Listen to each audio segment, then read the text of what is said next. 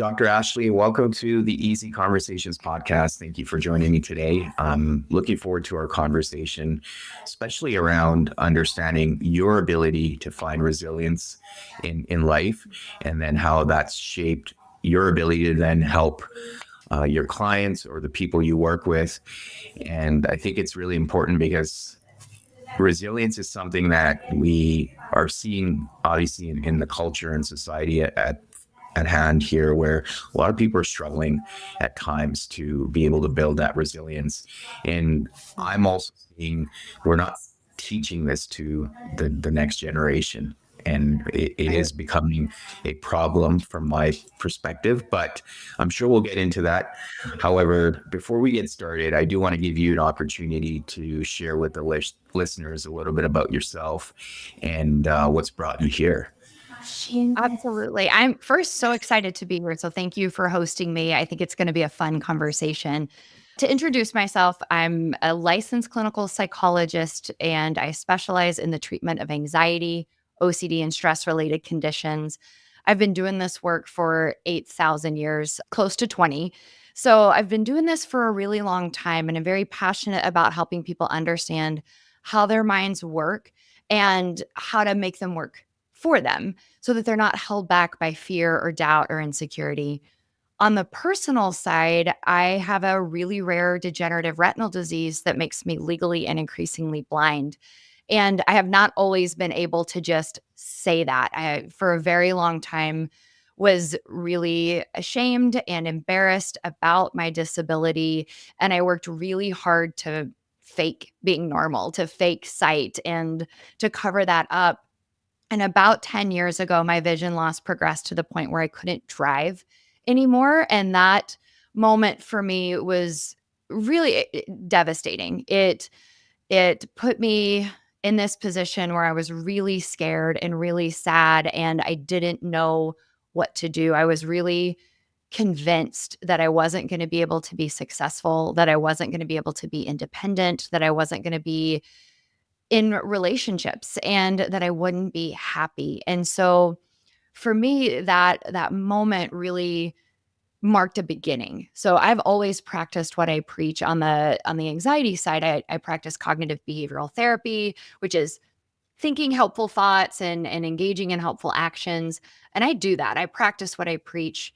But then when I hit that point, it wasn't enough. And I spent a long time wallowing in this grief and sadness and fear until honestly I got so miserable that I figured something had to change. And there are no options for me at this point in terms of treatment for my vision. So I can't change that.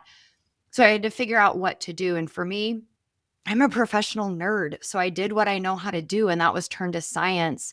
And I started to look at the science of happiness and what do we do to live a happy life despite our circumstances.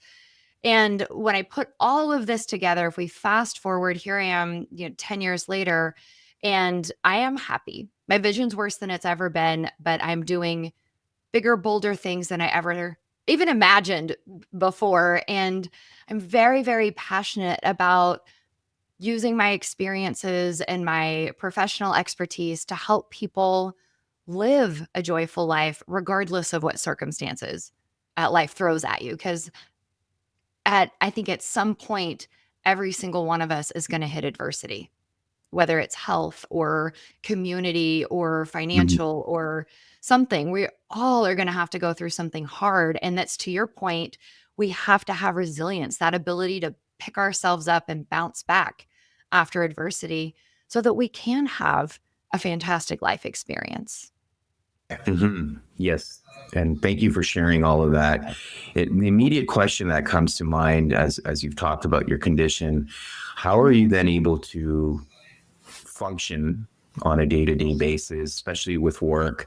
How are you managing all of that, especially if you can't drive? That does pose a lot of challenges. And as you said, there could be shame. So how have you been able to navigate the shame and then still continue to do all the things you're doing? Yeah. So there's the shame side is really interesting because I didn't even realize that's what it was. right? That I was carrying around that amount of shame. And shame, I like the way Brene Brown defines it. It's a fear of a loss of connection. It's this idea if other people know this about me, they're going to reject me. And that is 100% what was going on. Only it was so deep and insidious that I didn't realize until I started shining light on it. And I didn't do it on purpose. It was, when I stopped driving, I didn't have a choice. I had to start explaining to people I can't drive anymore. I'm based in Kansas City, which is not a great carless city. So it's unusual to not have a car.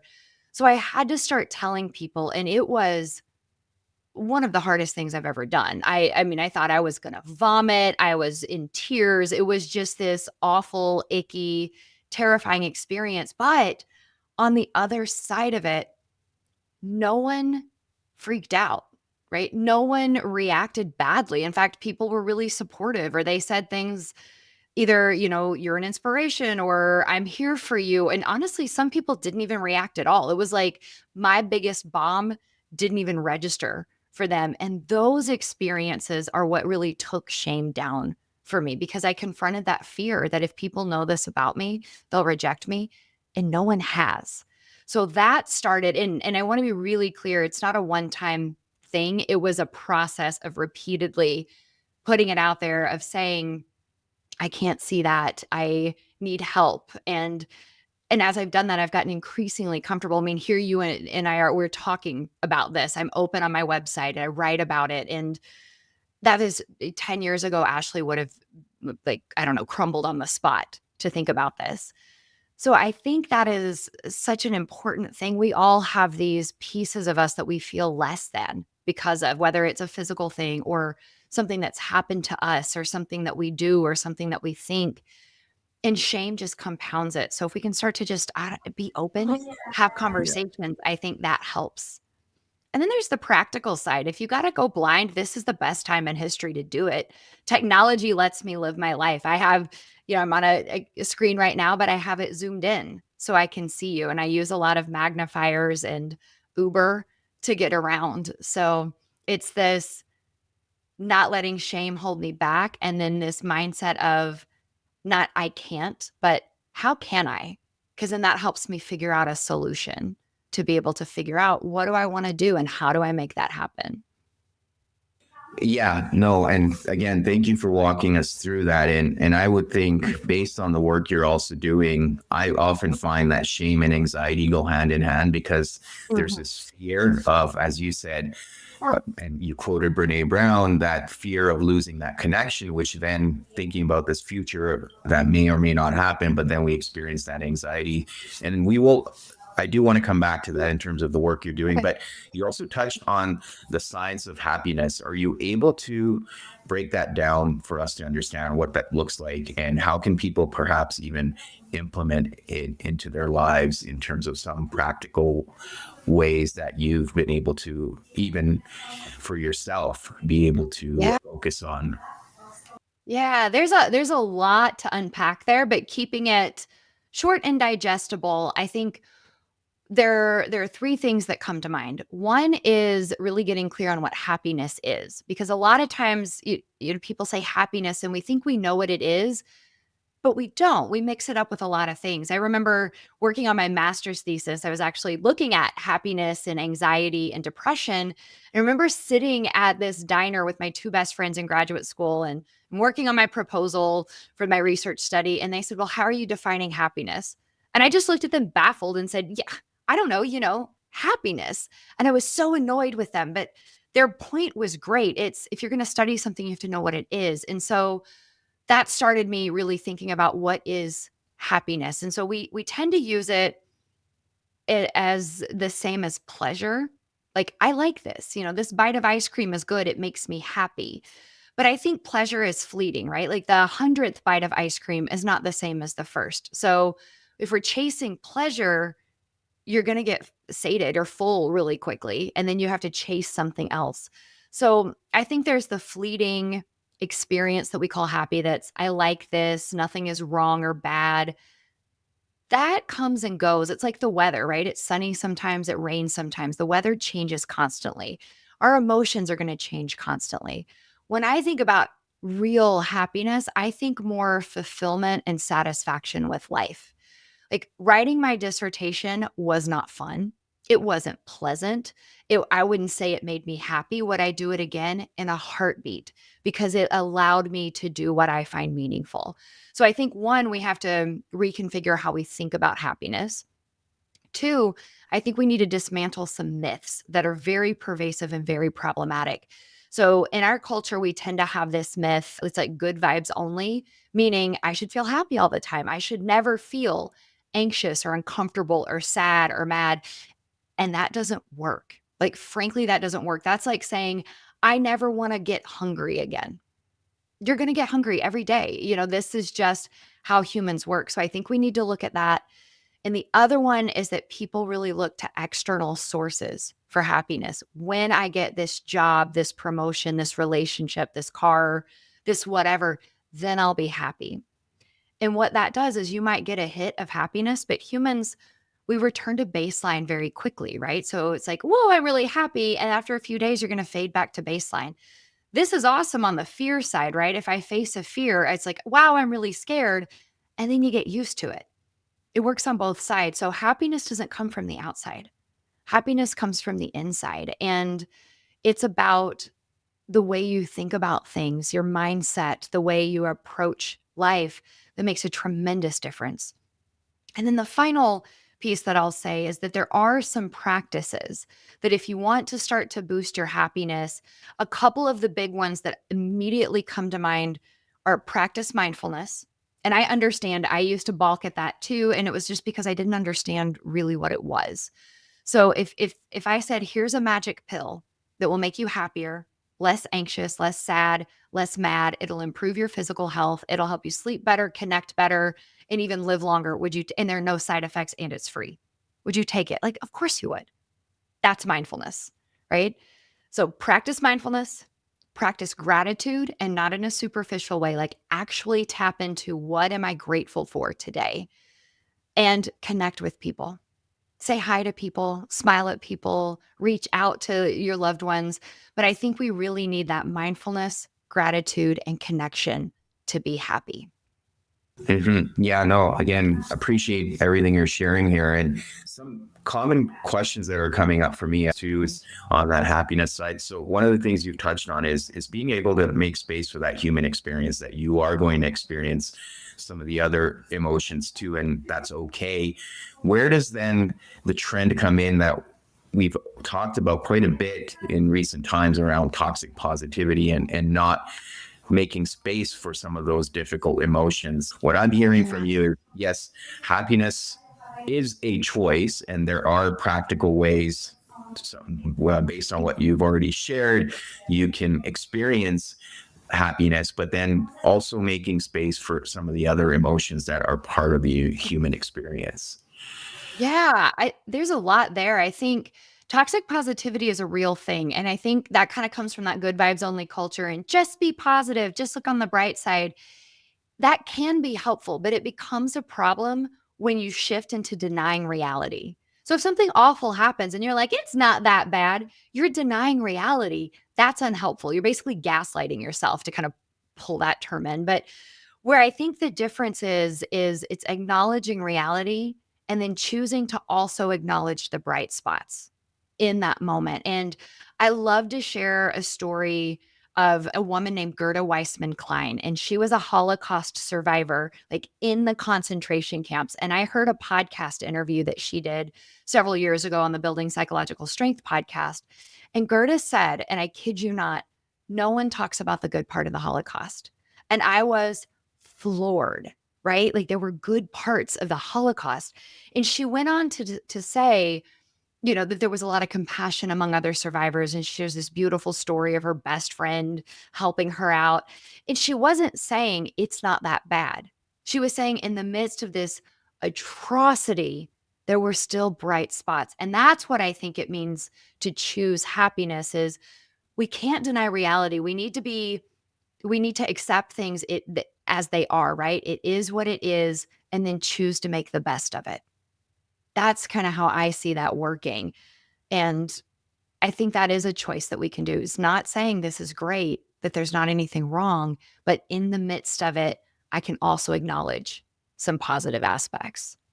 Yeah, and I think that choice piece, what I've been able to at least understand is it's really then being in the state of joy and contentment. And as you mentioned earlier, a lot of people then are often finding pleasure, which to your point is fleeting. So we're often jumping from pain to pleasure, right? So we experience pain, Yeah. we don't like pain, we'll seek out pleasure, which to your point again is fleeting. So then how can you make that choice, but then live in that state of joy and contentment? And again, it's through some of the choices we make on a daily basis. So again, just want to get your thoughts if you'd see it Yeah. the same way. No, I think that's great. I think one of the biggest things is really shifting your relationship with emotions, right? We have this sort of shortcut judgment that pain is bad, pleasure is good. So therefore, anxiety is bad, sad is bad, mad is bad. And when we judge something as bad, we're saying it's a problem. I need to get rid of it. So one thing that I love to hop on this soapbox is bad is not a feeling and good is not a feeling. Those are judgments. So get rid of them, right? You can say, I am feeling anxious or I'm feeling sad. But I think we also need to recognize why we have emotions, right? They're just, those fleeting emotions are just shortcuts from our brain designed to give us a lot of information very quickly and a call to action. So anxiety means danger, avoid or escape. Okay, that's great if you're actually in mortal danger. Otherwise, it's a false alarm. Just, acknowledge, oh, there's anxiety. Go on about your business. Sad means I lost something I cared about. That's just telling you cared. It's just a call to action. That's it. And I think when people can start to understand to name them accurately and then understand them, it allows us to make more space for it. So I think that's important work to do. And the other important work is to start to redefine hard, to start to look at it differently. Like when I think about, what people often think of as quote unquote bad, they mean it's hard, uncomfortable, or unpleasant. And I think we can shift that, right? Like, yes, oftentimes we think pain is bad, but when I go to the gym and then I'm sore the next day, that's pain. But I see that as a good thing because it's a sign that I'm getting stronger. So I think we can start to look at discomfort is a positive thing because it means I'm growing or I'm doing what's important to me. Unpleasant, it's just unpleasant. It's not bad. And therefore I can make space for it and be willing to have unpleasant or difficult experiences as I'm pursuing my bigger picture and what matters to me. And that I think is really important to do. Yes, I agree. And I think to your point, because we tend to experience like this discomfort too, right? Around some of these emotions, we'll tend to Mhm. seek out escape behaviors or a lot of the compulsive behaviors we see Yeah. are a form of escape from that discomfort. So, which Yep. brings us to the whole idea of OCD, right? And maybe looking at it from a couple of places where a lot of the times now people have started to say OCD, I'm OCD, and it's almost like just accepting it for what it is rather than looking at it as something I can actually work through and not necessarily engage in this compulsive behavior, which can also become addictive. So maybe if you're able to just to ground Sure. everyone, help us understand how does OCD show up, and then we Mhm. can get into some of the ways we can navigate it. Yeah. So OCD is a mental health condition that's defined by intrusive or unwanted thoughts. That's what an obsession is. So in lay terms, we use obsession like a good thing. I'm obsessed with, fantasy novels. Means I like it. In the clinical world, an obsession is the complete opposite, right? It's an intrusive, unwanted, disturbing, distressing thought, image, or rule. And then people engage in compulsions to get rid of the thought or the distress or to keep that bad thing or feared thing from happening. And the more you do it, the more you have to. So I often think of it a lot like if you get bit by a mosquito and it itches, you scratch it, right? But the more you scratch it, the more it itches. And that's what happens with OCD. It becomes this loop.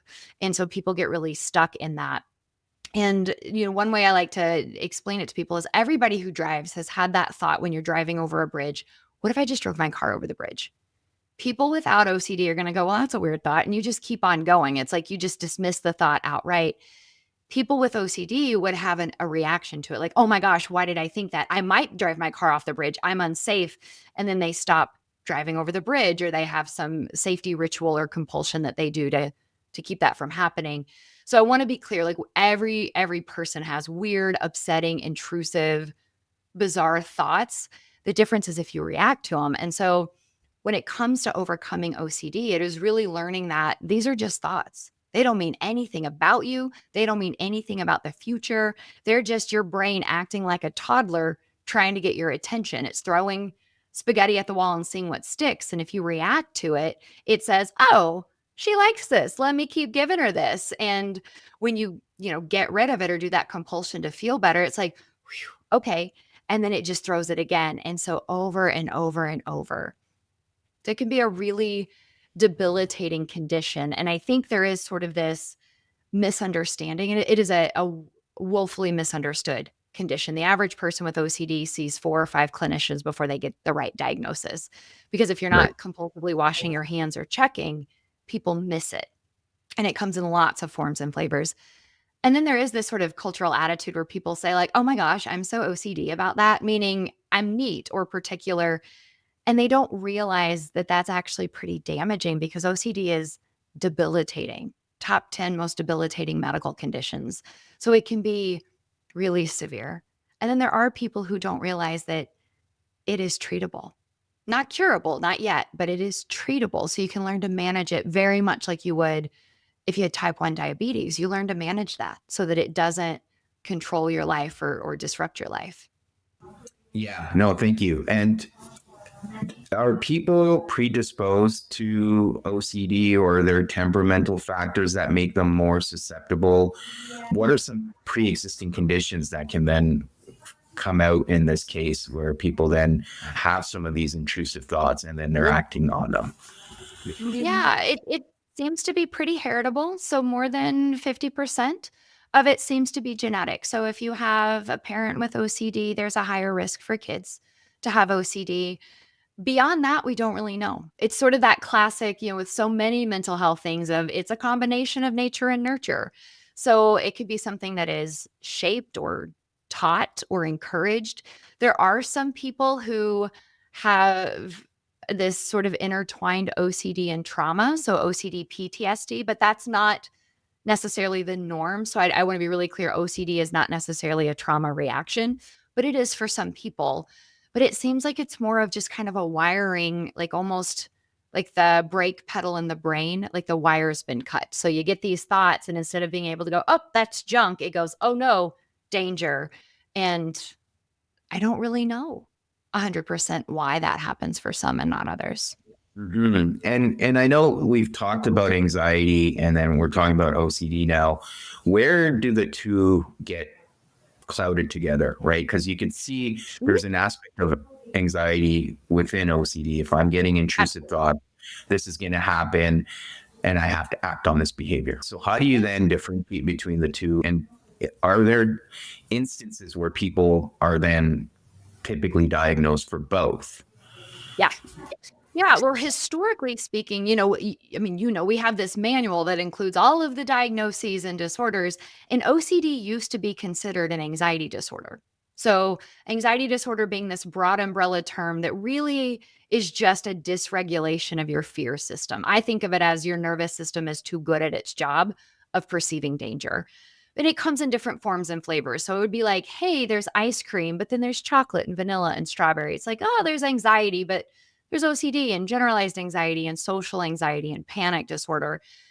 The last manual took OCD out and kind of put it on its own. I still treat them very much the same, because for people with OCD, there is often, almost always, an anxiety component. Now, sometimes they get more guilt or disgust as the kind of primary emotion, but for most, it's anxiety based. And you can certainly have OCD and generalized anxiety or social anxiety, one of these other anxiety disorders, but that's the case with any anxiety. It's actually more likely that you have symptoms of multiple ones than just one. And I tend to approach treatment very much the same, because if we treat things through an OCD lens, it works for all forms of anxiety. And it's going to be recognize that your mind or OCD or anxiety, I really like to separate that out, is not you. You don't have to listen to what it says, and you're going to go on about your important business. So don't scratch that itch, so to speak. And as you do that, it gets weaker and weaker and weaker, and you get stronger and stronger and more able to tolerate discomfort. You do the exposures, which is essentially what I did when I was talking about shame. Me sharing my disability was an exposure, right? I was testing out a fear to see what happened. That's the best way to conquer anxiety. And so I find it less important to really differentiate, is this OCD or an anxiety disorder, and more just lump it all in as that's OCD or that's anxiety. Yeah, and I'm glad you touched on the exposure piece because that was my next question. And because you can apply that to OCD as well, like Yep. slowly exposing yourself to the fear or the intrusive Mhm. thought and seeing that it's not actually as bad as you think. Now, Mhm. there's an element of coming back to the resilience piece, right? So you Mhm. touched on why it can be detrimental if people just accept OCD as a condition and say, oh, it's just I've Mhm. inherited it or whatever, it's genetic or whatever the case may be. But how do you then factor in resilience to be able to overcome this disorder or sometimes even the intrusive thoughts? And I know you've touched on it in some ways, Yeah. but where does resilience fall into this? I love that question. I think it's so important, right? In the years that I've been treating anxiety and OCD, there are the skills to address symptoms, right? And that's historically the field of psychology has been focused on how do we, fix what's quote unquote wrong and get back to baseline. And then positive psychology, which is the study of what goes right, right? How do we get more of the good stuff like resilience and happiness?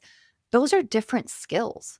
And I think we need both. You need the tools, the exposure response prevention, and the mindfulness skills to deal with the symptoms, but then we also need to be building more of the good stuff. Now, for people suffering from anxiety and OCD, there's whatever it is that triggers the anxiety or the worry or the fear, but there's often shame associated with it. As you said, people see themselves as weak or incapable, and that just allows the disorder to grow and get bigger. So I do think there is this inherent resilience building when it comes to overcoming anxiety because you have to start to learn that you are someone who can do hard things. You have to start to see yourself as capable of tolerating discomfort and distress or uncertainty. And I think all of that is resilience. So we may not call it resilience building, but that's exactly what we're doing. I'm just going to plug in the laptop 1 second. Sure. Yeah, sorry about that. Yeah, so, okay, no, that's really helpful. And one of the other things along the same lines of resilience, I'm familiar with Dr. Jeffrey Schwartz's work on OCD, and he takes this whole approach around neuroplasticity. And what he's helping his clients or the people he was working with was to engage in a different behavior than the compulsive Mhm. behavior. And Absolutely. maybe it's like one of the examples he gives is gardening. So if you're getting this compulsive, intrusive thought to go wash your hands, maybe go garden, do something healthy, right? Quote unquote. Yep. And then you're able to form new neural pathways. And Mhm. then that neuroplasticity then helps with engaging in healthier behaviors. And you're able to then not engage in the compulsive behaviors. What are your thoughts around that? And is that something that you're also helping clients with? Or is it a different way of just looking at how to manage OCD? No, absolutely agree with that because the thing is, people are bothered by the obsessions or the intrusive thoughts, but you cannot control them, right? If I said, whatever you do right now, do not think about chocolate cake, it's the first thing that pops in your mind, right? So we can't actually control the majority of the thoughts that we have, just like we can't control our emotions or we'd be happy all the time, right? Like those things are going to come and go. What we can control is our reaction to them. So when we look at, tried and true treatment for OCD is exposure with response prevention. Response prevention is doing something different, right? Don't do the compulsion, don't do the avoidance. There's a great metaphor I love that I got from Dr. Marty Franklin. He's really big in the pediatric OCD world. And he says, imagine that there's a dog. We're having dinner, and here comes this big, mean, nasty dog, and it wants a bite. So we give it a bite, it's happy, it runs off, but tomorrow it wants two. And this goes on until it's eating all your food and all my food. What do we do? Right? You can't reason with the dog. You can't say, no, dog, go eat your dog food. And we can't, for sake of this metaphor to work, we can't get rid of the dog. We can't kill it. We don't want to go out to eat every day, right? So you have to stop feeding the dog. But that dog is mean and nasty. So if you don't feed it, it's going to bag and bark and whine and scratch. Are you going to feed it then? No. And if you stay strong and you don't feed the dog, eventually it gives up and goes away. And that's how OCD and anxiety work. If, to go with the example you did, if you get this urge to wash your hands, if you wash them, you just fed the dog, you guaranteed it will come back for more. If instead you go, I actually love that whole gardening thing, because that's not even doing something else. That's doing the opposite, right? That's going and getting dirty. That's saying, look, OCD, I don't care what you have to say. This is what's important to me. That works. And I think that works not just for anxiety and OCD, but for the human mind more broadly. So for people outside of anxiety and OCD, if you have this thought, this pervasive thought of, I'm a loser, every time it shows up, if you act on it and you get small, or you put yourself down, or you withdraw socially, it just confirms it. It just feeds it. Instead, if you get that thought, I'm a loser, and you put your shoulders back and your chin up and you walk up to somebody like you are the bomb, that's going to help shift that thought. But people don't always get that. Like, actions speak louder than words, and we can use our action to tell our brains what we want to be thinking about. To put it in neuroplasticity terms, that's just shaping our brains, right? And I think of that like posture. I was a ballet dancer most of my life growing up, and I had this perfect posture, right? Then I get a desk job and I start slouching, and that became my default. But every time I catch it, if I correct it and I sit up straight, that's going to create a new habit. Thinking is a habit. So we can shift our brains in that way through our actions. That's what gratitude is. Gratitude is building, it's a neuroplasticity kind of thing that's counteracting our natural negativity bias, our mind's Mhm. natural tendency to focus on the bad stuff. So I think this is brilliant work. And I wish everybody knew it, because then you can kind of hack your mind a little bit, right? And shape it. Then you have a happier life. Yes, I agree. And along the same lines, so what I'm hearing from you is, again, it makes sense because when we engage in that behavior, the reward system in our brain goes Mhm, off, right? So we're mhm, obviously rewarding ourselves. And there's an element of addiction that factors into this too, right? Because we experience the uncomfortable feeling, we go act on it, and now we feel good right. temporarily. And we've talked about this whole pleasure being fleeting, but then you need to engage in that behavior more and more to get the same reward. And that's where it Mhm, can manifest as addiction as well. Do you see an element of addiction in there? Because that's an area I'm also working in. And I see this quite often where people experience uncomfortable feelings, and rather than sitting with the feelings and working through that anxiety, it's going and engaging in this compulsive behavior. And then mhm, over time, it's just you're doing more and more of it to just get the same level of mhm. relief. Yeah, I think about it a little bit differently than I think addiction and compulsive behavior. I mean, addiction and OCD have in common compulsive behaviors. So you're doing things that you feel like you cannot control. Where I think they differ a little bit is, I'm going to be a giant nerd for a second. Is it positive reinforcement or negative reinforcement? So when people are chasing like the high, so whether that's substances or gambling or sex or food, right? They're kind of chasing a feel good, versus negative reinforcement is getting rid of something bad or something unpleasant, which is what OCD tends to do. It's like, oh, I'm really, really anxious, and it removes the anxiety. So it's like, whew. So it's like a slightly different behind the scenes process going on that has the same impact of compulsively engaging in behaviors that are not good for you, that are going to end up creating problems and perpetuating intrusive thoughts or cravings and urges. So I think they work pretty similarly. And then there's all this like intertwined. A lot of people turn to substances as a way to get rid of anxiety. So then it's not necessarily chasing the high, it is chasing that relief. And so kind of looking at that, what does it get you or get you out of? So that's Yeah. my Yeah. giant nerd. No, that's Like you. great. I like it because to your point, what I'm hearing then is it's a learned behavior, right? So if it's Yeah. learned, we can unlearn it through some of the Mhm, ways we've already talked about. mhm, Now, just circling back on shame, right? mhm. So we've talked about shame earlier and some of the experiences you had, but there's also an element of shame that comes into OCD, right? So if Oh I yeah. don't do this, I'm like even in the example you gave, I'm a loser, so I'm going to avoid feeling Mhm. that. And then to your point, also find that negative reinforcement to not feel that behavior Yeah. anymore. If again, people can become more aware of how that shame is factoring in and how it's leading them to engage in some of these compulsive behaviors, I'm assuming that can really help, right? And then you can start Yeah. becoming more familiar with what's causing this shame and really get Yeah. to the core of the issue, right? I think a lot of people with OCD carry around shame. And most of in my experience, most of my patients don't come in acknowledging that, but it is I kind of think of it as, our like level 1 OCD treatment is the exposure with response prevention. Let's get your symptoms under control. But level 2 is addressing the shame, the rigidity, it's some of those things that kind of underlie it. And I think a lot of people have shame around having OCD because of a couple things. One, most people are aware that it doesn't make sense to do what they're doing. So logically they know I'm not going to die if I touch a doorknob, but their anxiety system is saying danger, danger. So it feels like life and death and logic doesn't work.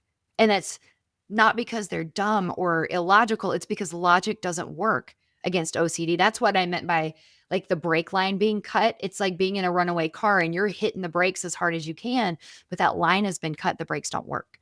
So then a lot of people feel shame around that. And then a lot of OCD, because it is poorly understood, a lot of the very common intrusive thoughts could be around things that would typically be considered taboo or disturbing. So they're like, why am I thinking about this? What does it say about me? It doesn't say anything about you. Well, it says you're bothered by that. That's why this is sticking. But they start to feel ashamed because they can't control these thoughts. And then family and friends and society kind of act like, why can't you just stop doing this? And I'm like, why can't you just stop being hungry? Right. Like we don't have nearly as much control over our brains and our nervous systems as we like to think.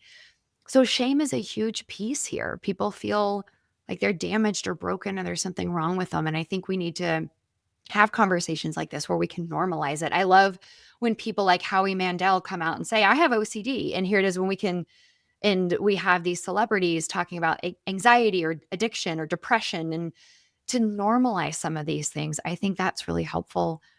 But then in my experience, people with anxiety and OCD tend to also be very self-critical. And that inner critic, that also drives shame. And so we really need to build self-compassion, which I think of as, of course. Of course you feel sad right now. Why wouldn't you? Instead of, oh my gosh, why do you feel sad? Of course you feel anxious. Who wouldn't? And when we can, of course, it instead of judging the way we feel, that allows us, I mean, from a neuro perspective, self criticism triggers more anxiety. Self compassion triggers different hormones, different chemicals in our brain that allow us to be more resilient. So it's really, I think, important work. And not just if you have anxiety and OCD, but everybody. Yes. And along those lines too, I think we've touched on it in different ways, but with shame and perhaps even OCD, if we're engaging in certain behaviors, we'll try to keep it a secret, right? For Yeah. all the reasons you've mentioned. And then that shame Yeah. unfortunately thrives on Yes. secrecy. And then that's where I think a lot of people also experience anxiety because they're trying to keep it a secret and they're worried about being found out and then how others may Yes. perceive that. So it's just that spiral that we talk about when it comes to Absolutely. shame, and you can get stuck in that and trapped. Absolutely. Well said. Yeah. And then again, just I think it's important that, as you've highlighted, that for people to come out and be open around OCD and some of the things that they may be struggling with. But again, how far does that normalization go? Right? Does it make it acceptable, or does it make it that it's okay to have this, but you can still work through this, right? You can still work with Yeah. it and try to overcome it. Just don't accept it and Mhm. say, oh, I have OCD and that's it, right? Yeah. I think you're right. It's that sort of middle ground, but it would be the same thing with any health condition, right? We're going to say I'm not going to judge somebody for having cancer. I'm going to say I'm so sorry you have cancer. Now what are you going to do, right? You're going to do your chemo or your radiation or your surgery or your diet change, whatever. So it's a both and. Like this is not your fault. You are not damaged or broken. This is something happening to you. It's a medical condition. And it's your responsibility to treat it, especially if you are at all concerned with living a happy life. OCD is something that without intervention or without doing something different, if you keep feeding the dog, it will take up your entire life. And then you will be depressed and you will not achieve the things you want to achieve or live the kind of life that you want to live, just like if you let any other health condition get really out of control. So it's a both and. It's not your fault. I'm sorry this is happening. And it's your responsibility to do what you can to take care of yourself so that you can be healthy and happy and have a good life experience. Yeah, no, I agree with that as well. And another piece around OCD, so if someone's been engaging in a compulsive behavior based on the intrusive thoughts their whole life, how do they identify that maybe it is OCD, right? If I've normalized it for so long, I may not even Mhm. be paying attention to it. It's just something I'm just doing as a habit. So how does Yeah. one then become aware of it to begin with? Yeah. It's a great question, and that is the first step, right? In any sort of behavior change, awareness is the first step. I can't change any habit, whether it's a mental habit, an emotional habit, a behavioral habit without awareness. I do think there are lots of things. One, learning as much as you can about OCD helps. Getting input from loved ones. Do you think about this? Do you think about this in this way? Oh, you don't worry about the house burning down when you go to work? Okay. That can sometimes clue in, not always, but it can clue in. And because it runs in families, sometimes people are like, yes, that's normal. A great therapist who is trained in OCD. That helps. If you're having trouble finding one, there's the International OCD Foundation, the Anxiety and Depression Association of America, and then there's an app called NoCD that offers evidence-based treatment delivered through your phone. They get great outcomes. There's a lot of good resources out there. Find something that's reputable and start to learn. And then it's starting to keep track, right? Tracking increases awareness. So start to notice when you do the compulsive habits, what was going through my mind? What was I thinking or what rule was I following? And that'll help you start to become aware too. People don't like to track, it's a pain, but it's also very powerful. Yeah, and I guess one last question on this then, because as you're trying to form new habits or learn new behaviors, it can take a lot of time. And it's easy to get discouraged if, say, you're trying to overcome OCD with a specific Mhm. thought and behavior, that you may continue to relapse, for Mhm. example. So then how can people maintain that level of like encouragement for themselves and not get Mhm. discouraged when they do relapse in whatever shape or form? Because I've learned that it can take anywhere between 30 to 60 days to learn a new habit. So especially if you're Oh, training yeah, yourself at least. to Mhm. do something different or Mhm. to just become aware, how do people then keep at it? And what are some messages they can take home with themselves? Yeah, that is a great question because when it comes to treating OCD or anxiety, half of it is learning what skills do you need. The Mm. other half is learning how to keep your motivation high. Because motivation is something that comes and goes. It waxes and wanes very naturally. And whether we're talking OCD or New Year's resolutions or, whatever behavior change we want to, people often just misunderstand motivation. And so you have to figure out the strategies for keeping your motivation level high. And there are a ton of them. I think enlisting social support. So, having loved ones who can cheer on the small successes is really important. Sharing them, and whether that's OCD or, going to the gym, whatever it is, we have to celebrate successes. I like keeping track of victories. That's one of the things that I really like to do to help challenge self criticism, but also keep motivation high is make a list of your daily victories, whether that was OCD or whatever it is you're working on. That can be really helpful. You can tap into your why. Why are you doing this? That's why I go back to my dissertation. Like, I didn't like that. I stuck with it because I wanted to be a psychologist. That was my why. So if you can tap into that bigger picture, that can give you resilience in the moment to help you stay strong and resist and stay motivated. You can go external too, like come up with reward systems. If I resist washing my hands, then I'll treat myself in whatever way. Or if I do whatever this new behavior is, I'll, earn this kind of thing.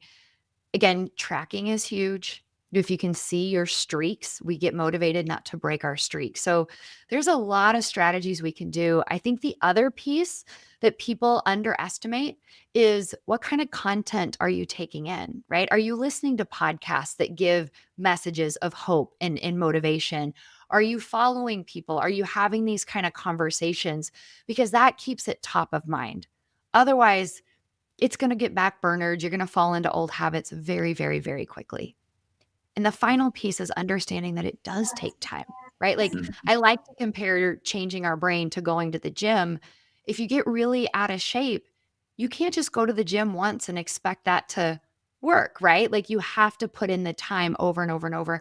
And it's the same when it comes to shaping our brain. I like to think of it like a muscle. It's not a light bulb, it's a muscle. It's not really a muscle, but it works like that. If we're Right. building new pathways, it takes Yeah. repetition and practice.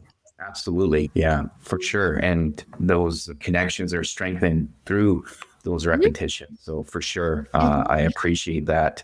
And I think the idea with OCD, again, as you said, is to be able to normalize it and then work through it, right? I appreciate everything you've shared on that front. Now, Dr. Ashley Smith, for people that want to find more of your work mhm, or even find you online, what are some mhm. ways they can do that? Yeah. So I'm really excited to share that I have a book that I published in 2024 that just hit audio this week. So it's The Way I See It, A Psychologist's Guide to a Happier Life. It's really short lessons, so 10 minutes or less that you can read. And it's a blending of science and stories to help you understand how your mind works, how to deal with difficult emotions, how to do hard things. And it's not specific to people with anxiety, certainly helpful for them, Mhm. but really intended for any human with a brain who wants to have a better life experience. And then online, my website is drashleysmith.com. And on Mhm. socials, I'm at Dr. Ashley Smith. Yeah, thank you so much again for coming on here, not only sharing your personal experiences, but also walking us through OCD and the idea behind it and how we can engage in certain behaviors that can help us overcome this disorder and we don't have to accept it for what it is. So I really appreciate all of that. So thank you so much. Thanks for having me. I really appreciate being able to talk through all of this.